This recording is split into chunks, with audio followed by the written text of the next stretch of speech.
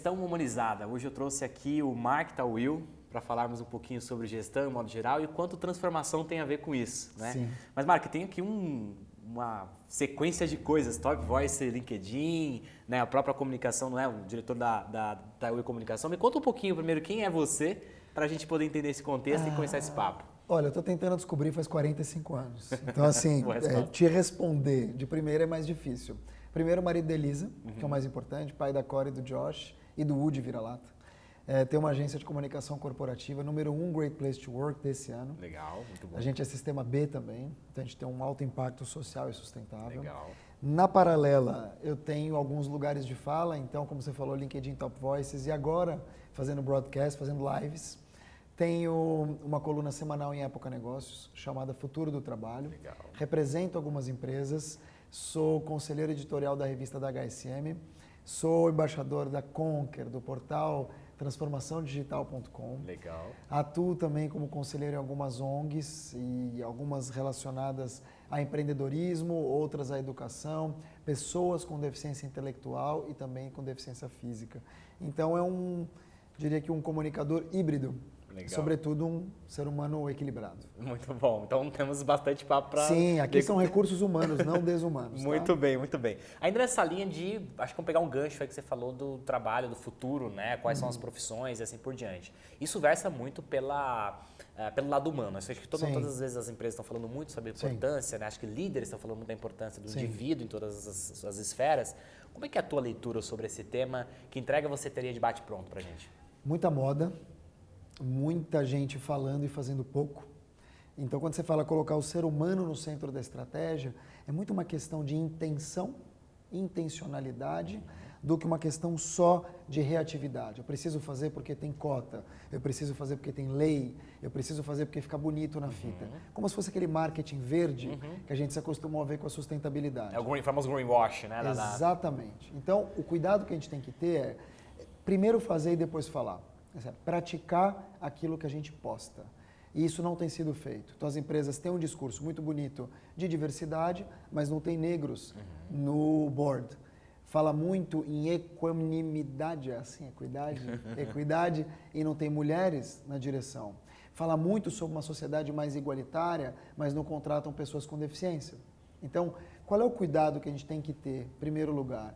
É realmente ser, para depois a gente falar. Só que as empresas, como um todo, têm descoberto a questão do propósito, que é uma palavra muito bonita, mas muitas vezes a gente não sabe qual que é o nosso propósito. Você sabe o teu? Essa é sempre uma pergunta complexa, exato. Eu não sei te dizer o meu numa linha só neste momento. Exato. Tem gente que sabe. Então, as empresas descobriram isso, começaram a ser mais propositivas, quando, na verdade, é um velho mindset reproduzindo comportamentos tóxicos e dando uma invernizada para poder vender mais e melhor. Esse é o cuidado que a gente tem que ter. Então, primeiro, praticar aquilo que a gente posta. Realmente, se a gente quer falar em diversidade, a gente precisa ser diverso. Eu não posso vender um shampoo para uma mulher negra, sendo que eu não tenho uma negra testando na minha equipe. Tem que tomar cuidado com essas coisas. Então, a partir disso, neste primeiro momento, a gente consegue internalizar comportamentos e consegue reproduzir em escala. Isso, para mim, é o futuro do trabalho, isso, para mim, é o futuro do ser humano. É realmente ser alguém incrível em todas as esferas. Porque, Edu, é muito fácil a gente falar. Tem sido muito fácil. Só que a gente está numa caixa de vidro. Olha onde você está nesse momento. No celular. Você está tudo bem, que você está lendo aqui as coisas. Mas o celular é um mundo. E a gente pode, o tempo todo, criar percepções na cabeça do outro. Não o posicionamento, quando a gente fala, não é como você me enxerga. É como eu trabalho para que você me enxergue. Então, eu estou criando percepções. E daí você tem pessoas que criam percepções legais e tem pessoas que criam percepções falsas para poder vender e se vender melhor, distorcidas. Legal. E qual que seria, então, vamos entender assim que existe um paradoxo que é eu preciso sim ter esse propósito, porque quando a gente olha para o mercado, preciso ou não preciso ter esse propósito? Sim, claro, acho que é mais preciso ou não preciso ter. Nesse mercado, porque cria-se também uma urgência, né? Sim. Parece que a empresa que não tem esse propósito, ela não tem lugar no mercado, ela não tem lugar no mundo. Sim. E aí tem um paralelo que a gente faz, que é o próprio mercado, as pessoas, nós como indivíduos dentro dessas corporações, e as novas gerações principalmente, têm buscado muito essa tagline, digamos assim. E muitas vezes nem sabe por que está buscando essa tagline. É o que eu estou te falando, precisa ter. Assim, é urgente que se tenha. É o novo missão, visão e valores. Você precisa ter na parede. Mas a parede não é o ar. Quando você entra numa empresa e você tem realmente um propósito envolvido, ela não precisa estar na parede. Não precisa ter uma single line. É uma questão de cultura. Está no ar. Então você não precisa perceber isso escrevendo ou dizendo, não, nós somos assim. Aliás, esse é um problema grave das empresas. Se você entra em 90% dos sites, 90% estão dizendo assim, somos uma empresa ética e transparente. Somos uma empresa assim, assim, assado. Fazemos isso. Quando muito na verdade, eu somos, claro, somos. E eu que sou o consumidor, eu estou entrando para ser ajudado. O que você faz por mim? Então, cuidado quando você se vende demais, sem olhar, na verdade, para o outro. Porque tudo que a gente faz em termos de serviços e em termos de produtos é para alguém na última ponta. Só que as empresas pensam nelas. Somos uma empresa. Então, eu não faria isso. Eu realmente pensaria se eu preciso ter esse propósito. Se eu preciso mesmo ter essa linha, uma linha só e dizer, pô, eu sou desse jeito, ou aqui você está vendo uma coisa diferente. Às vezes, ser diferente é você ser igual. Igual no melhor sentido da palavra, total, né? total. Tá na mesma página. Às vezes o diferente é não reinventar a roda, mas é fazer um arroz com feijão bem feito. Legal. E você acredita que talvez essa tentativa de parecer cool, parecer, é o que a gente chama muito de, nas empresas, geração M&M's, né? Onde você tem um espaço, onde você tem tobogãs, você tem sim, M&M's, o puff colorido, claro, e aquilo como se fosse a roupagem necessária para uma corporação. Mas é a roupagem. E é a roupagem, de É a fato, roupagem, né? Essa é a questão. Mas como é que você entende, olhando para o mercado, né, onde nós temos os novos entrantes, colaboradores, né? As novas gerações, digamos assim. E eles, de alguma maneira, de forma distorcida, veem valor, pelo menos na primeira instância. Isso aí. Como é que você cria um ambiente onde você consiga servir ao que, digamos assim, o que está na superfície e que também tem a sua importância em algum nível, mas que consiga trazer algo mais profundo, que consiga de fato fazer uma entrega que não está talvez na ala do eu preciso ter um propósito, mas que resgate o seu lado genuíno e seja também tão encantador quanto essas coisas de fachada. Verdade. Transparência, exemplo. A juventude, e eu falo, né, eu tenho 45, você tem quanto? 30? 31, 31, eu tenho 45, já somos de gerações diferentes. Né? Eu, por exemplo, poderia ser seu pai, se eu tivesse tido filho cedo. Mas, bem cedo, né? Bem cedo. Mas fora a brincadeira, existem muitas diferenças entre as novas gerações. Então você já está mais para o Y, eu sou X. Né? Os novos, de 2001 para cá, geração Z. E essa juventude millennial, que é o final do milênio, e a geração Z, que já é 2001 para frente, que estão no mercado de trabalho, que o Z já tem 18 anos, primeiro elas têm o propósito. E aí quando eu falo propósito, não é a single line só, é a intenção que ela tem no mundo. Então, ó, não quero poluir rios. Então, a partir disso, eu vou criar um copo sustentável. Quero realmente fazer diferença no mundo e fazer com que as crianças da Ásia ou da África que não têm dinheiro consigam enxergar melhor. Com base numa impressora 3D, eu vou criar óculos de $1. Então, primeiro o propósito ou a intenção, depois o negócio. Mas tudo isso parte de um ponto. Quando elas chegam nas empresas hoje, quando elas não estão empreendendo e criando, ou elas estão intraempreendendo, elas precisam de exemplo.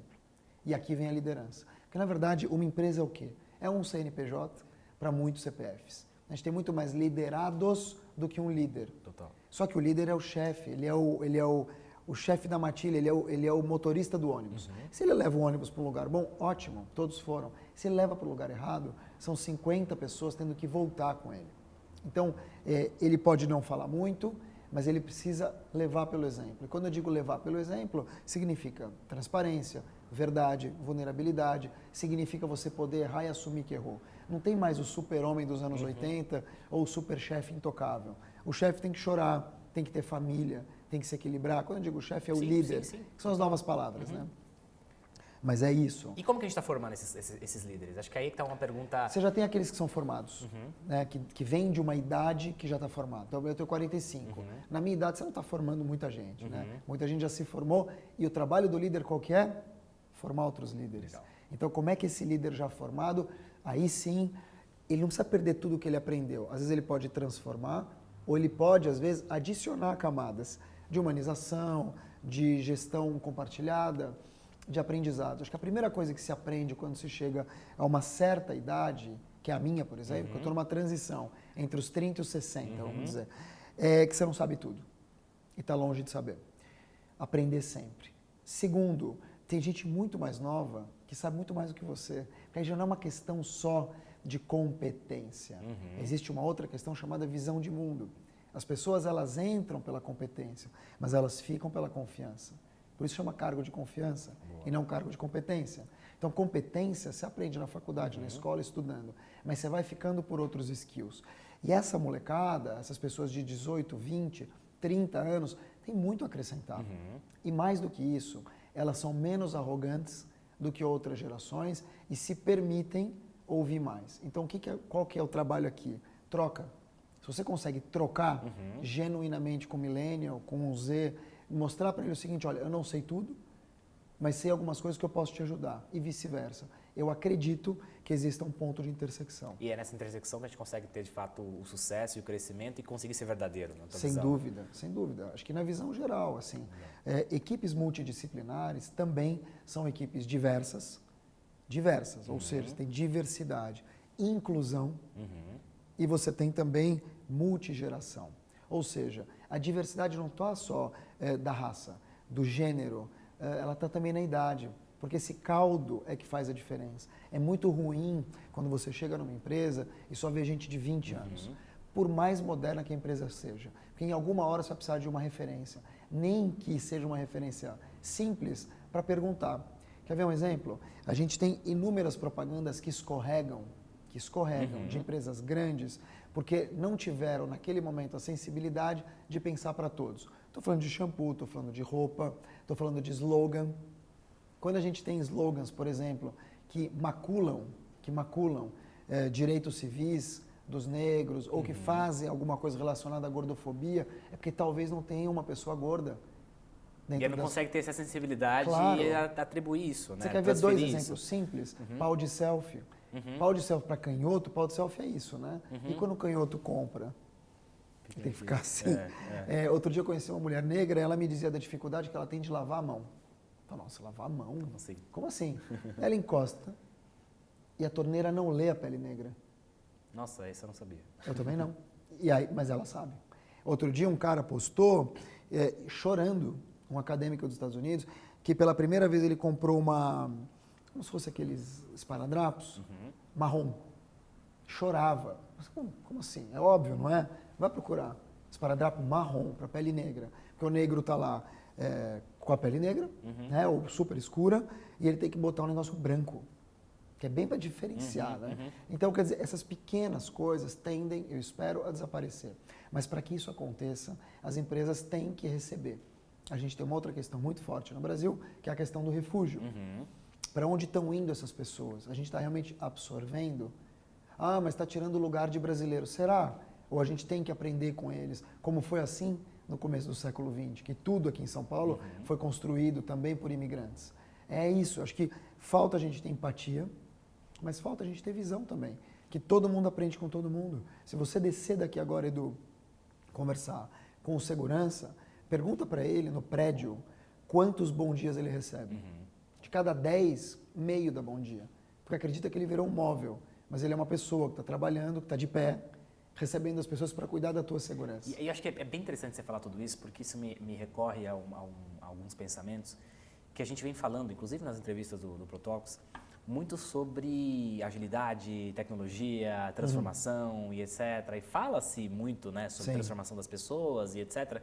Mas se esquece na essência esses detalhes, né? Claro. Porque o pressentimento ou a certeza é de que a gente está muito em bolhas, né? Em bolhas em todos os sentidos. Não, porque o mundo está diferente, porque o mundo está se transformando. Isso vai, inclusive, na direção do que você acabou de falar, que estou sentindo mudanças. Aí eu vou fazer uma pergunta. Essas mudanças, elas estão no nosso meio, no nosso ciclo de visão, no nosso campo de visão, ou elas estão acontecendo em níveis talvez diferentes, ou nem acontecendo lá na periferia, ou de repente em ambientes que não está acontecendo, essa conversa não está acontecendo.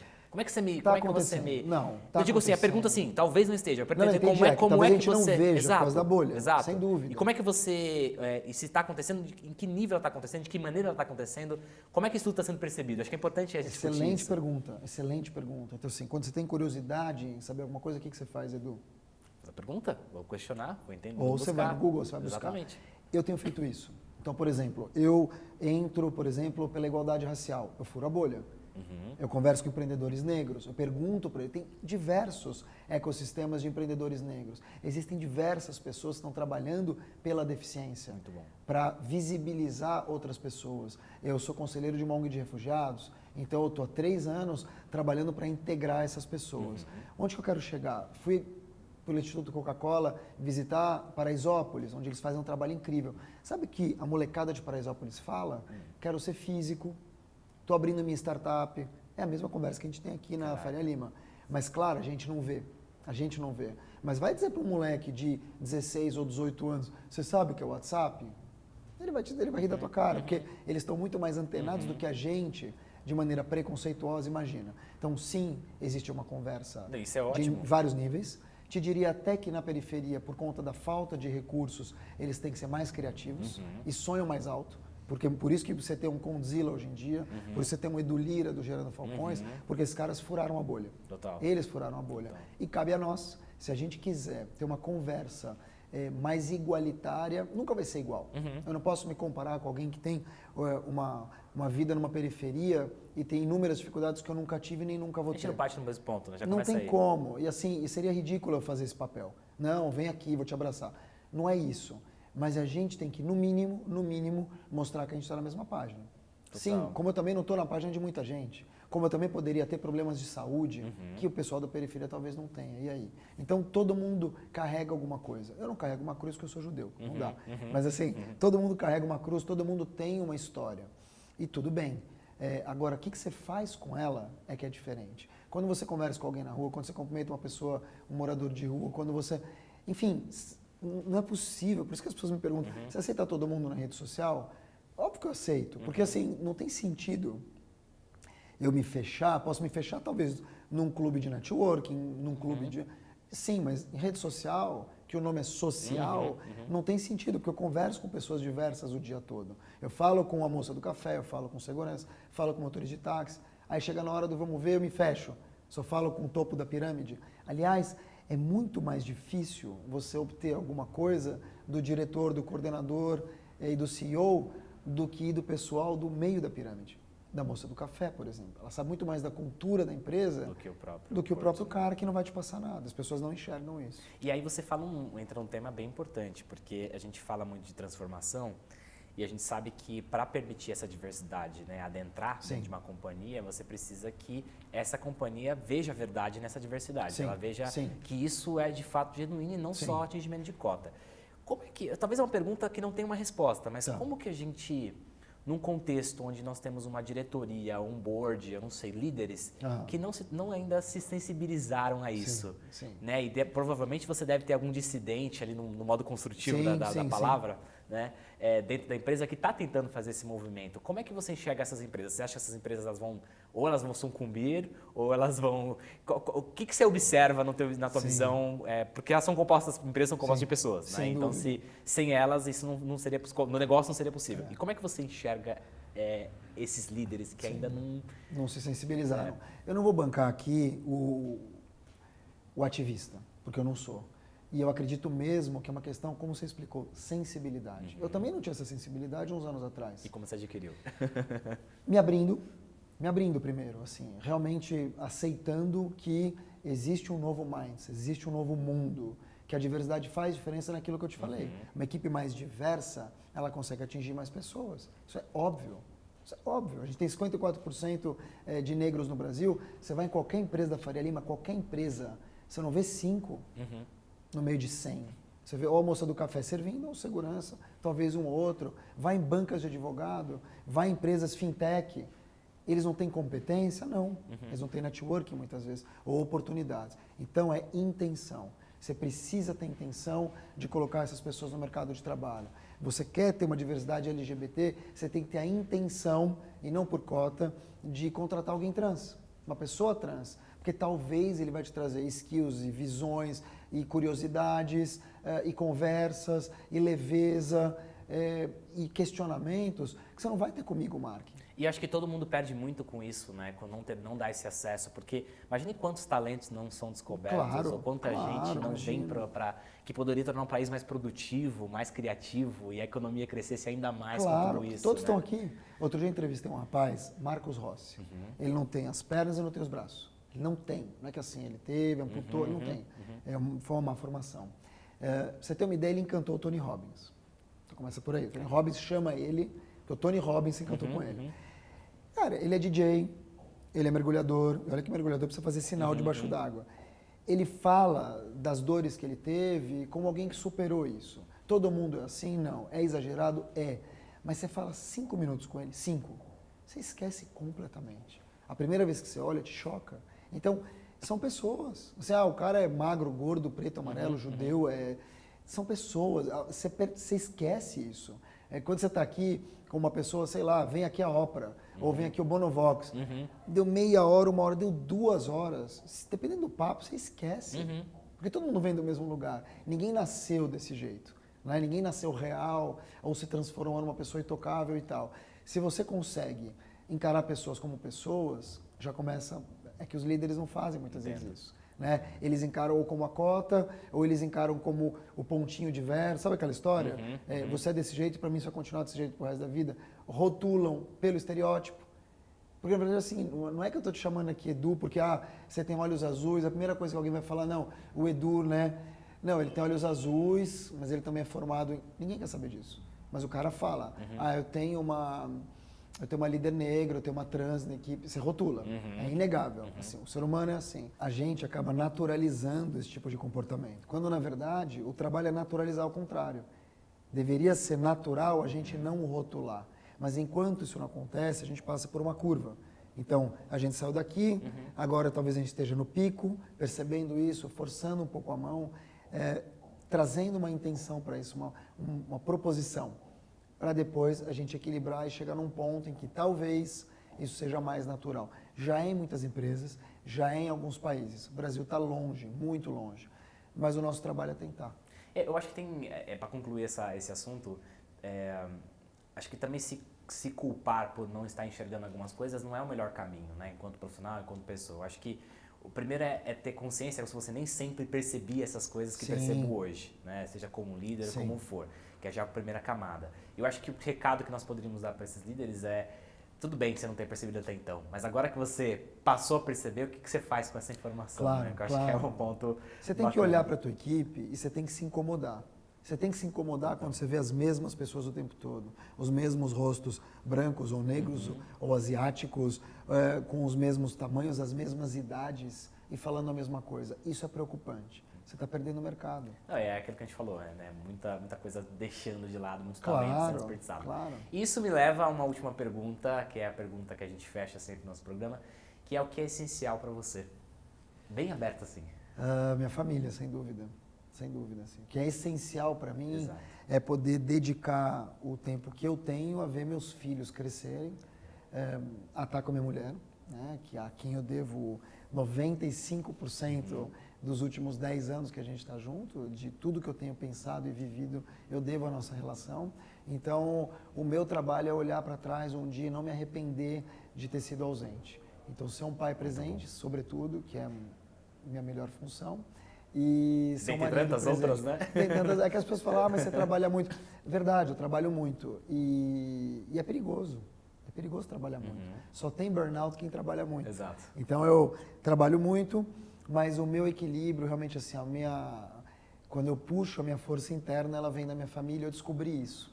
Né? De uns anos para cá, seu pai também não faz muitos anos, eles têm 3 e 5, então é me voltar para eles. Muito bem. Mark, foi um prazerzaço conversar contigo, obrigado, tá? Obrigado. Foi muito legal. Gente, esse foi mais um episódio do Pro Talks. Estivemos aqui com o Mark e até o próximo.